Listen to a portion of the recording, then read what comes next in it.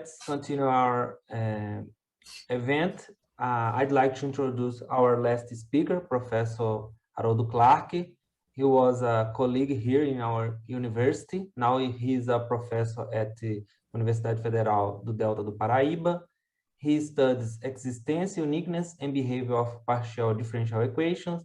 Today, he will talk about a remark on second grade fluids.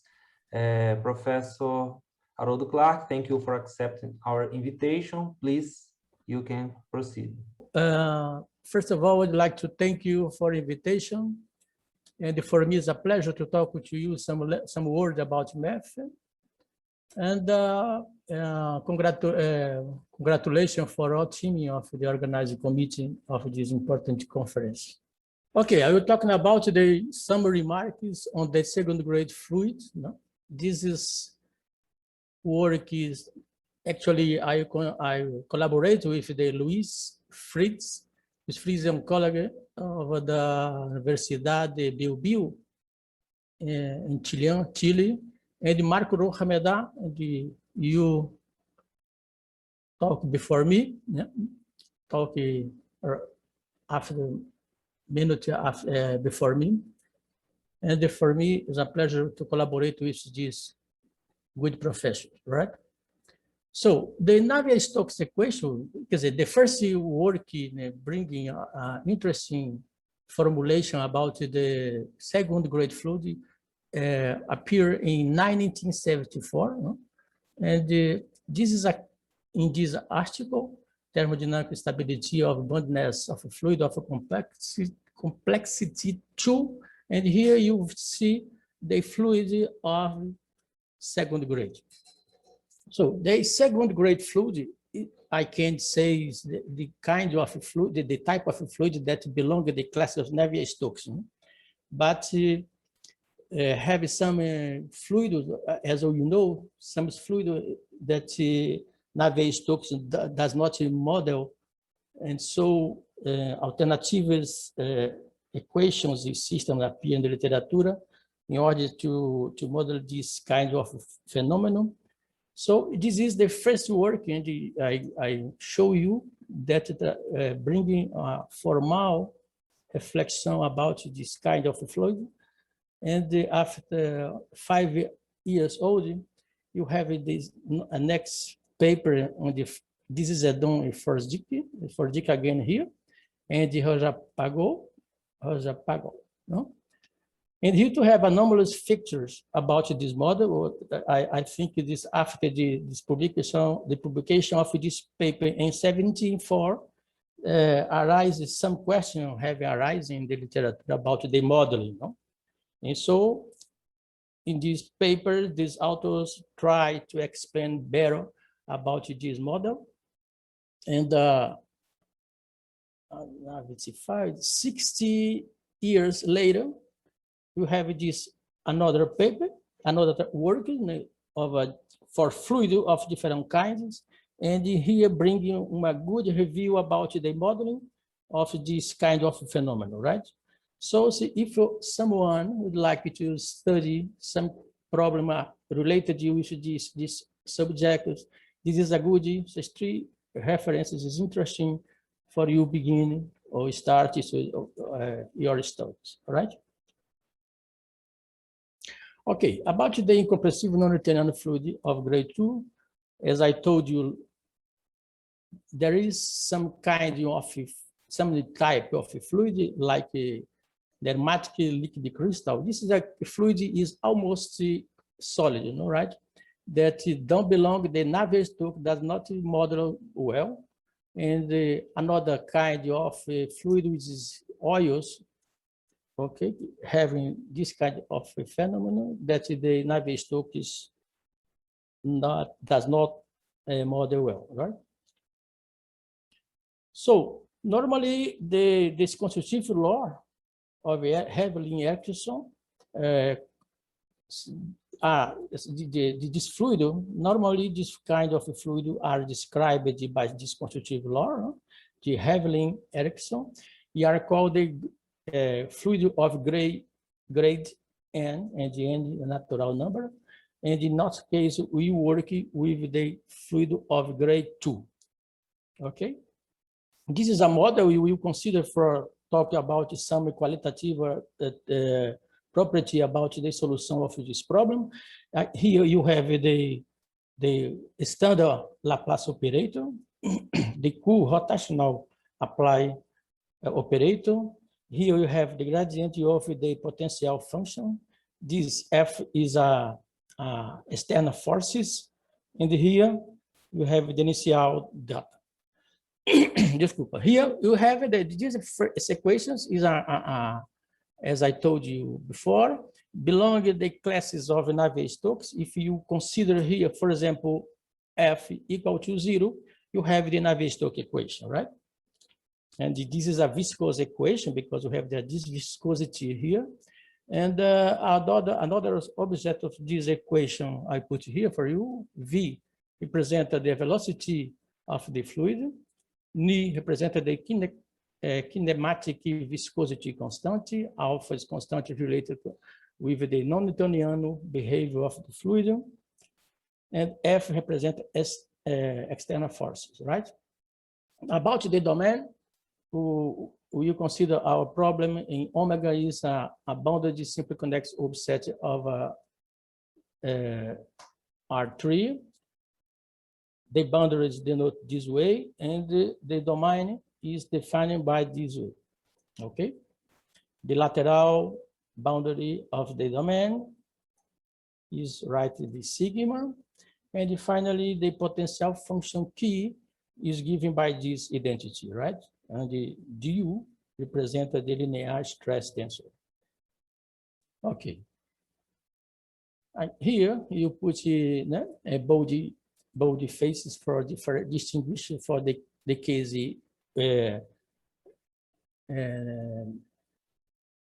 numerical, or this is a vector, or in the vector space you represent it with the bold face, right?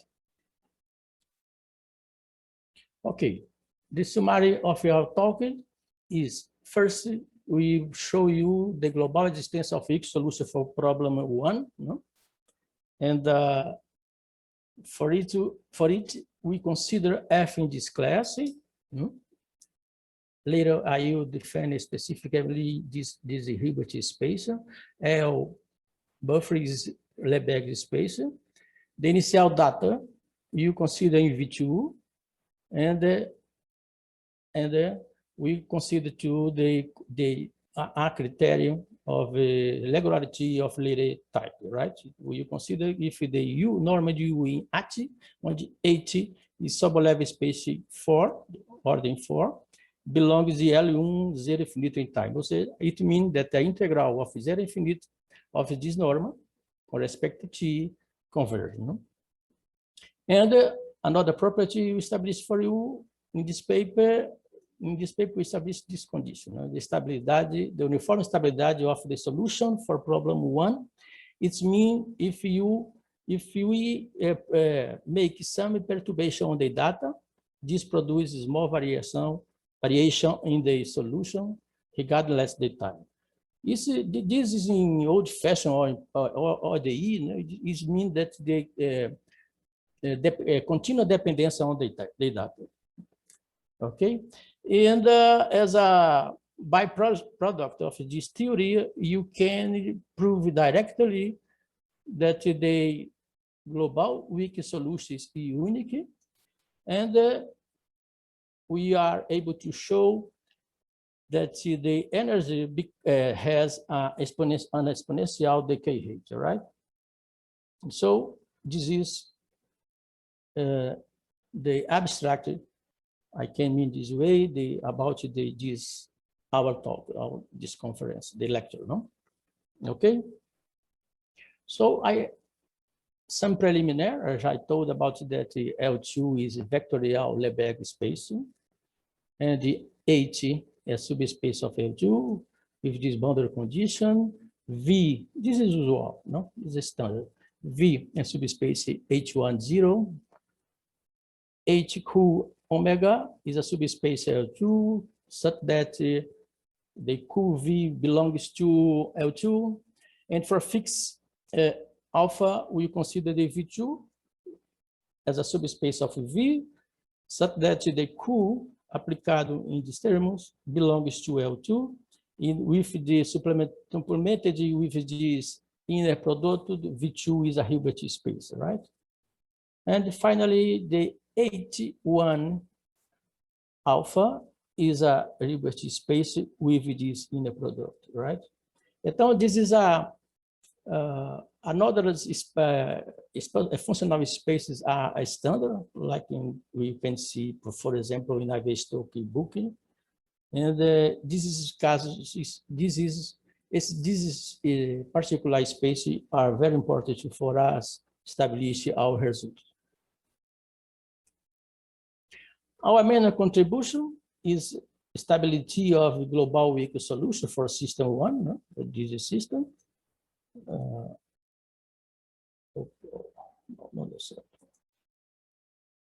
Let me 1 minute.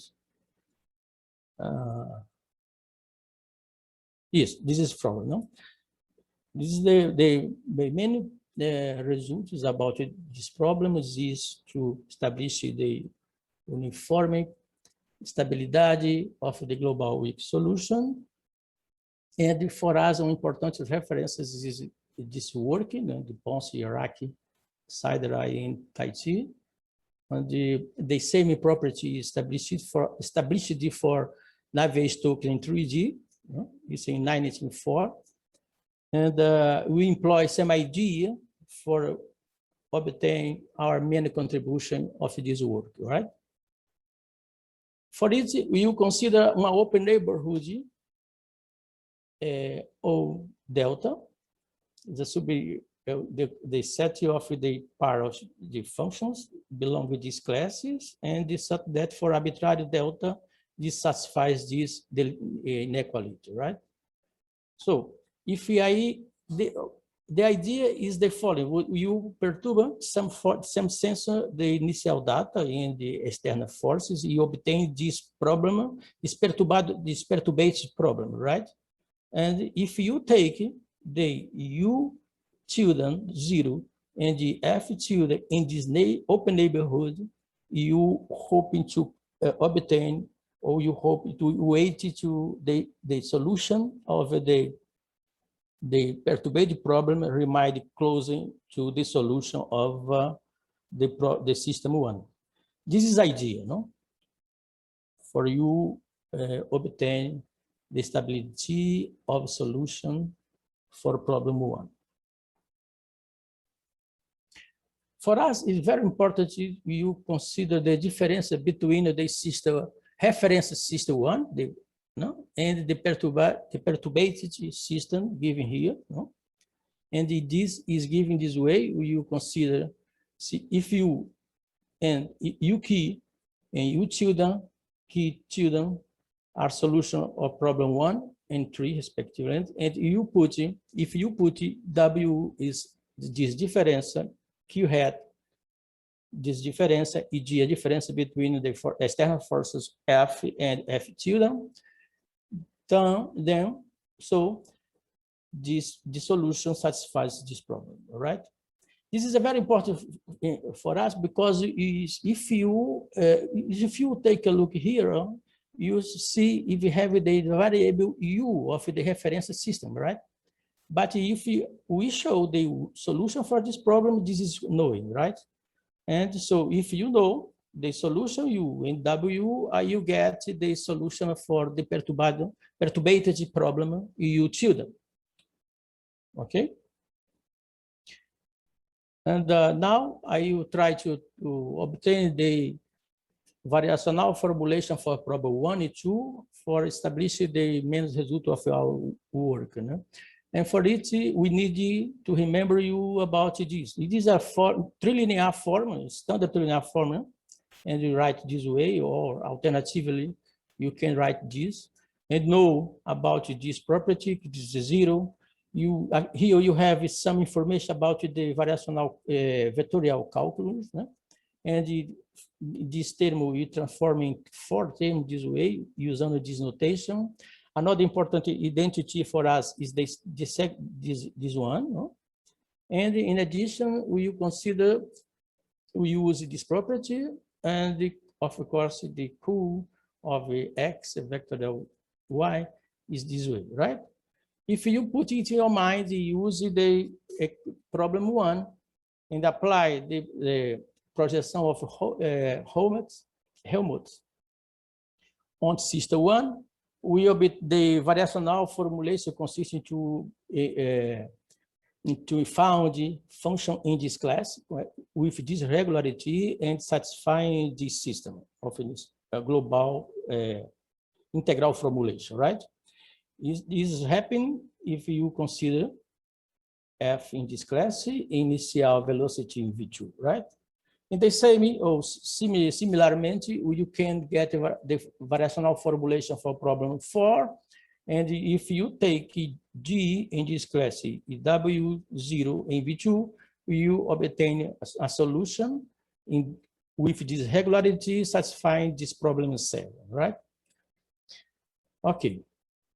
So we are in condition to talk about the existence of solution. For us, it is an interesting paper, right? This paper was published in 1907 in the, you talking for you about the first formal paper bringing information about the second grade fluid, is 1704. So you have almost 23 years later. This paper is nice paper, and with some two women, Sironescu and Giraud, where is established the global existence of weak, strong, and the class solution for this fluid, for second grade fluid, and some idea contains this work we apply for now our case. But I have to show you that this global solution, weak solution, classical solution, and for this kind of problem, for problem 1, no, is supposed in this article that U belong to this class, F belongs here, but we is the same for us, no, but it's supposed to that there is positive real constant small enough such that the initial data and the first external forces have to satisfy this inequality. It means the data is small, huh? And in addition is considered this uniform boundness for the UT and norm of V2. All right. In our case, we replace this condition by this one. This is a condition, a kind of regularity Leray condition, no? A kind of Leray condition. But for our surprise, it is not a good for we have this regularity, because in our problem we have 3 derivatives, as I told you. Though the natural for us was considered this condition, but here we put in 18.3, all right? Belongs to L1 0 infinity. But I explained for you to follow all the difficulty you have, having for no apply to change the 84 for 83. Okay. Okay. The main results are, first, we explain for you about the weak solution. The weak solution for problem 1 is a function defined here with values in R3 vectorial in this class, no? And satisfies this equation. Okay. The same definition for problem 4 is the same and this one, no? And this way we have some of theorem result. If you suppose, we suppose U here, F in this class, and admit in assuming the Leray condition So there exists a unique weak solution U for problem 1, right? This is a first problem. Are you talking about some of those results we have obtained? And another one is contained of the paper, right? The second theorem is about the global uniform stability of the solution. So if U is a global weak solution of system 1, and if you take U tilde 0, F0 in the open neighborhood O delta is U0 F, then there exists a positive real constant such that the solution of a reference system minus the perturbed system satisfies this inequality, and as a consequence, the C depends only the data F and U0, and as a consequence, you have this property. Right? The normal goes to 0 as deltas go to 0. All right. This is the main contributions of our paper, right? And as a subproduct, I told you before, for this consequence, this result, this theory, you can show directly the solution is unique, and if you consider this hypothesis and the decrease exponential decrease for F, it means se F satisfies these inequalities, this integral converge, so the energy of the problem 1 decay exponentially as for all t, right? This is a main problem, main result of our paper. I'm show you this embedding because it's, from now on we will use throughout this paper as this embedding. V is continually embedding L6, V is continually embedding L3, and H2 is continually embedding L infinity in the same hoping here, here, no? V2 is continuing embedded in L infinity. Okay. Okay. To prove the existence theory, you use the Galerkin method, like they say it was made in the Cioranescu-Giraud, no?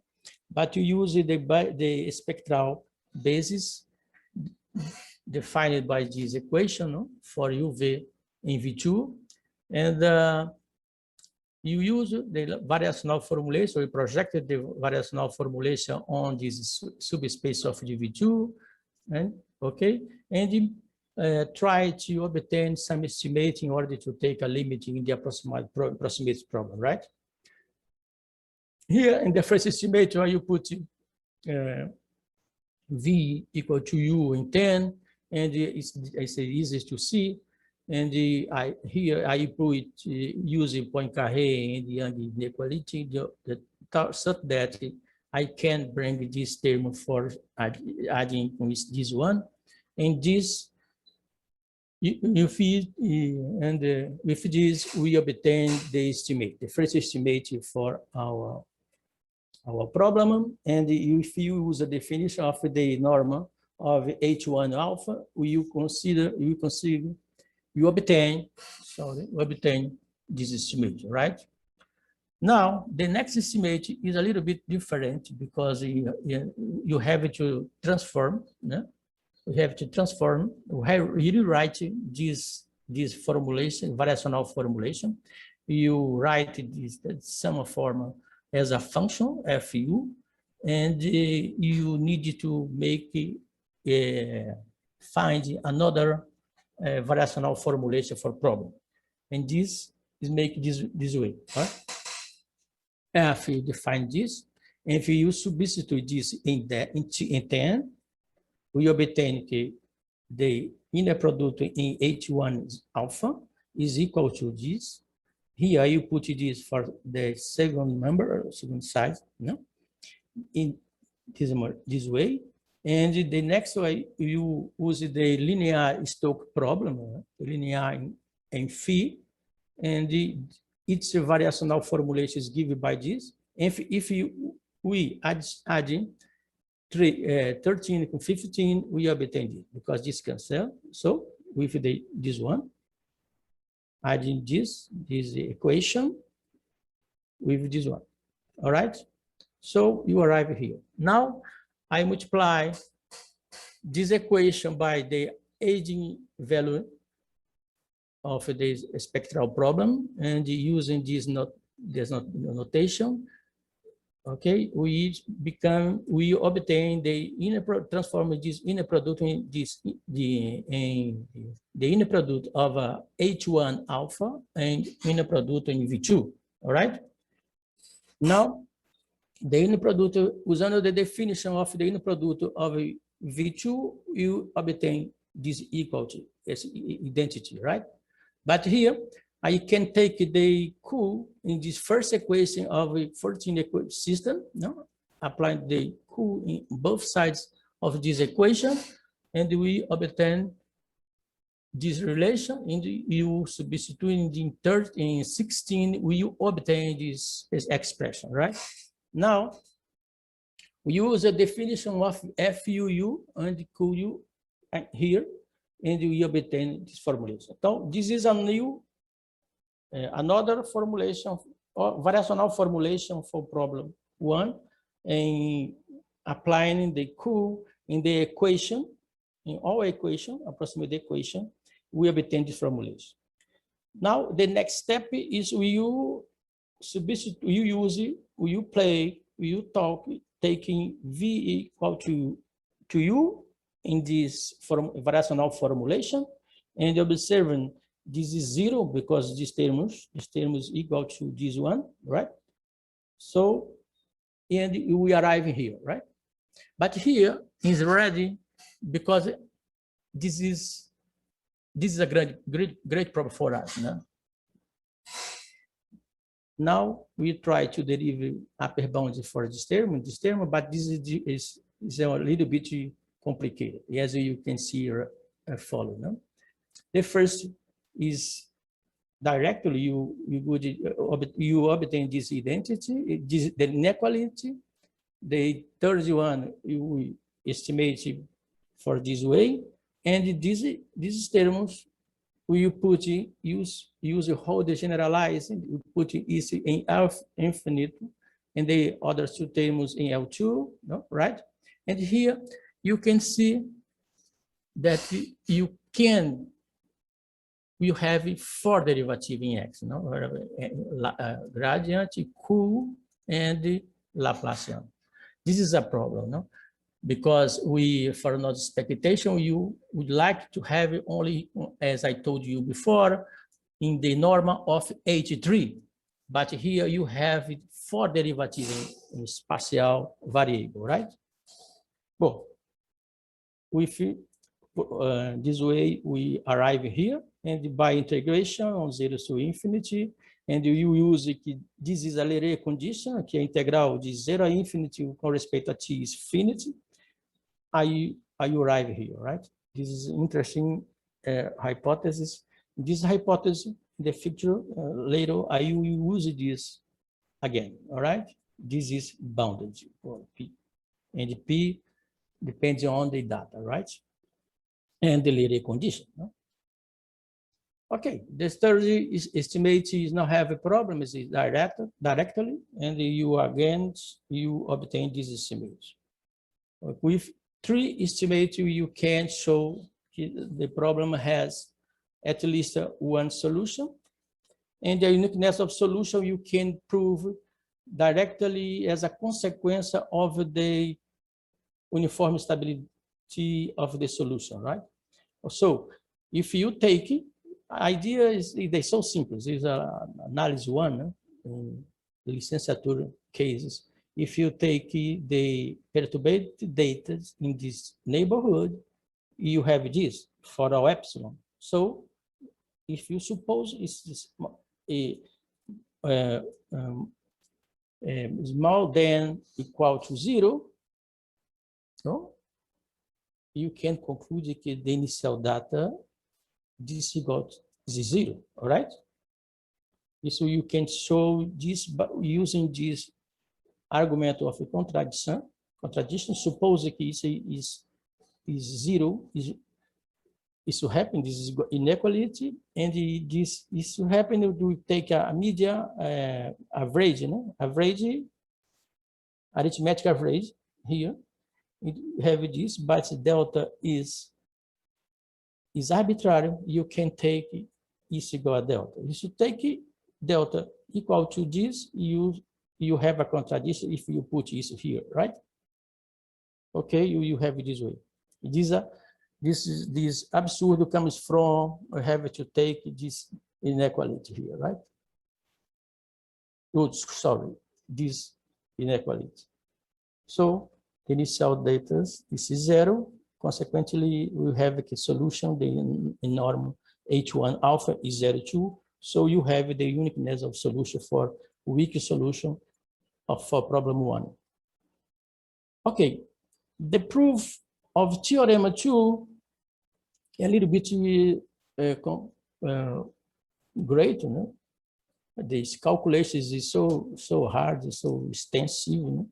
But I try to avoid this all calculation. You see you some idea of the proof, and if you take V equal to W in 7 in variational formulation, you arrive here. You find this where UW is energy of the system, is given by the normal this way, and by standard inequality you working. You put, for example, W in L3, Labla U, gradient U in L6, and W in L2, right? They hold the generalized inequality, and this you obtain this estimate, right? This estimate I am working in this form for you bring it for the first term, first member, for this term of in the first member, right? Inequality. Again, yeah, so I use the inversion, the embedding of V2 into H2. And for another term, the same way. And for this term, these two terms, a little bit more complicated, but it's not complicated, but I have to work a little bit more for estimating this term in this one, right? So you use this identity, this two identity, this is you obtain by applying twice the green identity, and some embedding, you can stay upper bound these terms in red, right?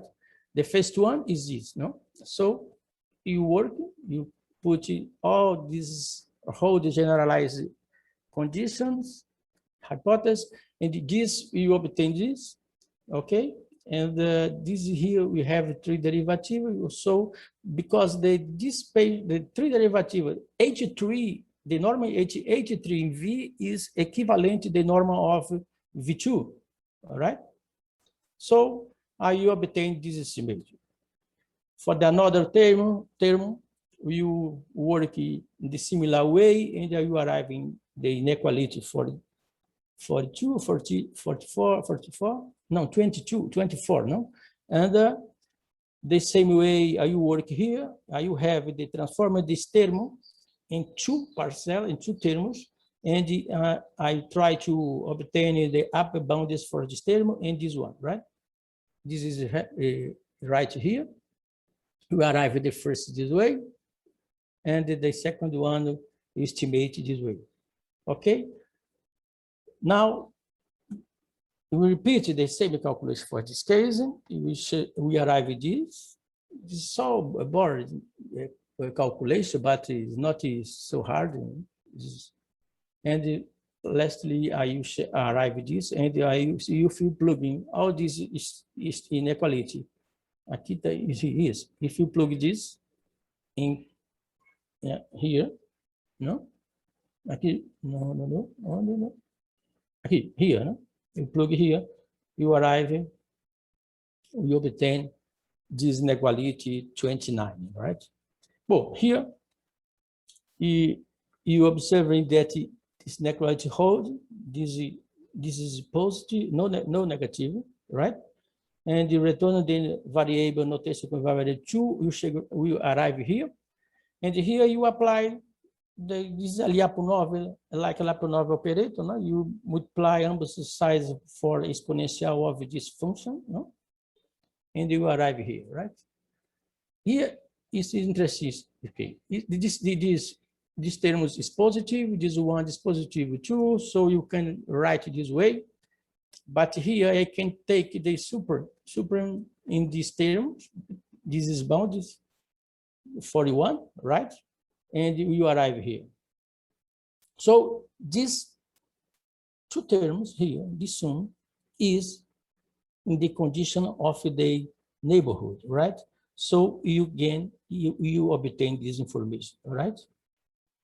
You obtain usando the definition of EWT is equal to, you arrive, this is a constant, we have this estimate, we obtain in the first part of the calculus here, this is bounded and it is finite, this conversion, and this is more than epsilon, right? Delta, sorry. Oh, so with this, I will show you that this happens. So they will prove for you the uniform stability for solution. Okay, as a byproduct of this condition, we will show you the last result we select for you now, and you suppose delta is a minimum. This two is a constant positive delta, minimum is two constants, and if F satisfies this hypothesis, so you can show you this, that the energy associated, the weak solution of the problem one is decay exponentially, right? This is a simple, right? You put this, you know this is estimating, you write this way, okay. So using this inequality for this term, and I return here, use this, and you appear in the first member here, the energy in variable, right? And this one, if from this we obtain the exponential, right? And it's happened because the F satisfies this condition. And this is all. Oh, guys, some commenters you tell you it is the first. It was not a good surprise for us, né, to have to take this condition. I think it's a good idea if someone can try to put here the H3, the Leray condition modified for H3. For us, it's excessive for us to consider deregularization. But because if you apply this in Navier-Stokes equation, Navier-Stokes equation is degree 1, right? So here you suppose 82 here, no 4, no. If in our case we have a trade derivative. So you modify some calculation, we obtain this regularization. But here, of course, we have to suppose more regularity. We require more regularity about the time, right? The variable, the temporal variable. But it's not interesting. The interesting, I believe, so is to take this condition, put here 3, all right? It's a good question. Another you can apply is for slide more general or different situation on the fluid of three grades, so on, right? And finally, this is a hard condition. You try to obtain the global solution, weak global solution, for example, for our case, if you drop this condition, if you this is interesting, but I don't believe in. It's a hard question, right? You try to neglect, né? Neglect, retirado, sei lá. It's not affordable to, it's terrible. I don't believe, right? So this is all I have to you, and thank you very much for your attention. Thank you for the excellent talk. I will open for questions. If anyone has questions or comment. May I? Sim. Yes, of course. Quem está falando é Milton, Haroldo, claro. Tudo bem, Haroldo? Oi, Milton, tudo bem? E você, como está? Tô tudo bem, Haroldo, faz muito tempo. Eu só quero Yeah. fazer uma perguntinha Sim. que a gente sempre perguntava lá na Federal, né? Olha, tudo bem então, né? Tá tudo bem, e com você?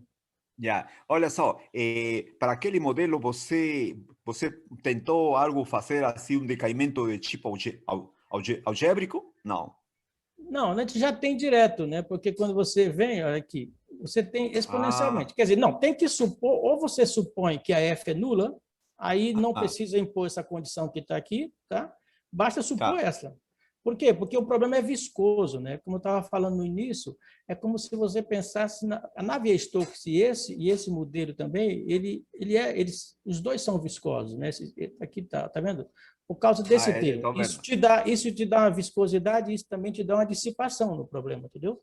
É como se você botasse a Burgess. A Burgess é uma equação, imagina ela de dimensão 1, ela tem blow-up em tempo finito, tanto na derivada com o tempo como com a derivada espacial. Isso se você usa os métodos clássicos, por exemplo, das características, né? Mas quando você põe uma viscosidade, UXX, UXX, como vocês falam, aí pronto, o problema é viscoso. Se é viscoso, aí você tem solução global e o problema é dissipativo, né? A equação. A Navier-Stokes, né? E essa também, elas são dissipativa, vamos dizer assim. Então, isso te ajuda muito para você ter o decaimento da solução. Se você tira essa hipótese aqui, você não consegue. Tá certo. Agora, outro problema interessante, será que você pode aplicar aquele modelo, tipo um acoplamento com outra equação? A gente pode fazer isso também ou não? Ou está ainda em aberto? Não, nós estamos trabalhando, para você ter ideia, aqui eu falei umas coisas assim, deixa eu ver aqui, aqui no início, né? Porque quando a Navier-Stokes, como eu disse pobremente em inglês, ela não contempla todo tipo de fluido, de fluxo de fluido, né? Flow fluid. Então, por isso aparecem vários modelos alternativos. Um deles, deixa eu ver se eu botei aqui, acho que eu botei Nermatic, deixa eu ver, acho que foi no início, não? Foi, sim. Não, peraí, deixa eu ver aqui. Eu vi ele, sim. Não. Então, esse sistema, por exemplo, porque esse que eu falei, surge na literatura vários tipos de modelos matemáticos, de equações e também de sistemas que não são contemplados pela equação de Navier-Stokes. Um deles é um sistema acoplado, que é bastante conhecido isso por algumas pessoas. Por exemplo, eu vi a palestra do Quisco, não sei se você viu, um professor lá de Sevilha. Sim. Ele tem vários resultados, ele com Mariangela, sobre sistemas... São sistemas nermáticos, nermático fluido... Eu botei em algum lugar aqui, não estou lembrando mais. Onde foi que eu botei isso? Tudo bem, Haroldo. Então, é um sistema acoplado, entendeu? Que modela esse tipo de fluido nermático, cristal fluido, ele é para fluido bastante, vamos dizer assim, viscoso. É quando o fluido é quase sólido, né? Muito sólido, Então, é um sistema também, tem bons livros que já fazem uma reflexão muito boa sobre esse tipo de sistema, e nós estamos trabalhando com o Marco Roja, Medá, né? O Marco e Mariângela, lá de Sevilha, nós estamos aí, está um pouco parado, mas a gente vai retomar em breve, porque a gente já acabou esse daqui. Aí é um sistema acoplado, como você está imaginando, entendeu? Isso. Tá certo, Haroldo. Puxa, obrigado mesmo. Obrigado a você pela pergunta, muito boa. Haroldo, essa técnica funciona você acha que funciona para dimensão mais que 3? Porque você fez 3, não foi? Foi para. Tem que ver, né? Eu acho que sim. Isso aí eu acho que é factível. Você supor fluido de terceiro grau, entendeu? O que vai acontecer é que você vê. Isso aqui talvez não fui muito claro quando eu falei. Aqui você vê, você tem 3 derivadas, né? Porque você tem as duas do Laplaciano mais o rotacional aplicado, né? Então, quando eles aumentam, aí tem que olhar bem o modelo. Mas já conheço modelos para 3, tem até para maior, 4 já vi. Eu acho que sim. A existência, quer dizer, pode usar, ou pode também aplicar semigrupo, teoria de semigrupo, porque você não tem nenhum termo com coeficiente dependendo de ter aqui. Isso é uma coisa interessante. A outra é provar a estabilidade, que não tem. Eu acho que é o primeiro trabalho que está trazendo, porque você vê, o trabalho da Cironescu e Giraud foi a... Quando é que eu falei? Deixa eu ver aqui, quando é que ela publicou isso. De lá para cá, eu não conheço assim melhoras substanciais assim nessa linha. Talvez até o Marco... Aqui, isso foi publicado em 97, né? Esse trabalho. Esse trabalho é muito bom. Se você quer entender bem como é que se prova a existência e a unicidade de solução global para dados pequenos, como elas impuseram aqui, você tem que começar por aqui. O que nós fizemos foi tirar aquela condição e botar essa de Leray. Então, de uma certa forma, as contas melhoraram muito, e você pode continuar para fluidos com grau maiores. Eu conheço alguns trabalhos, mas, de fato, eu não estudei, assim, não tentei aplicar, por exemplo, essa técnica, sobretudo a dependência contínua dos dados, que é a estabilidade uniforme da solução. Isso aqui eu não... Mas a questão deve dar certo. Agora, lógico, algumas dificuldades surgirão, porque você vê esse problema funciona, porque na Navier-Stokes é o clássico, né? Todo mundo tem interesse e dali surgem muitas ideias interessantes, mas você tenta aplicar, como eu estava te falando para o Milton há pouco, a gente está tentando aplicar, mostrar a uniforme estabilidade para o sistema nermático, né? Isso é um sistema acoplado. Portanto, é bem mais difícil, né, trabalhar, sobretudo, essa parte 2 aqui. Mas já conseguimos. Está pronto, quase pronto, é porque a colega lá da Espanha propôs fazer uma coisa bem mais geral ainda. E aí a gente está batendo ideia, trocando ideia para ver se dá certo. Tá certo. Tem uma pergunta aqui no chat. O primeiro, o Henrique Fernandes Cara agradeceu aqui, te deu os parabéns pela palestra. Obrigado. Ele é muito generoso. Meu amigo. E o Luiz Iapo perguntou se, como a energia decai exponencialmente, a solução converge a zero. A energia converge. A energia está aqui, tá vendo? Uhum. Isso decai exponencialmente. A solução está aqui. Uhum. Tá? Então, claro, como esse termo aqui, essa soma aqui, é maior do que isso aqui, não? Portanto, a solução na norma L2 converge a zero. Eu acho que não tem mais perguntas. Agradeço você novamente, Haroldo, por ter Eu que aceito o agradeço a convite de oportunidade. participar. Muito obrigado a todos e desculpa pelo inglês horroroso, all right? All right.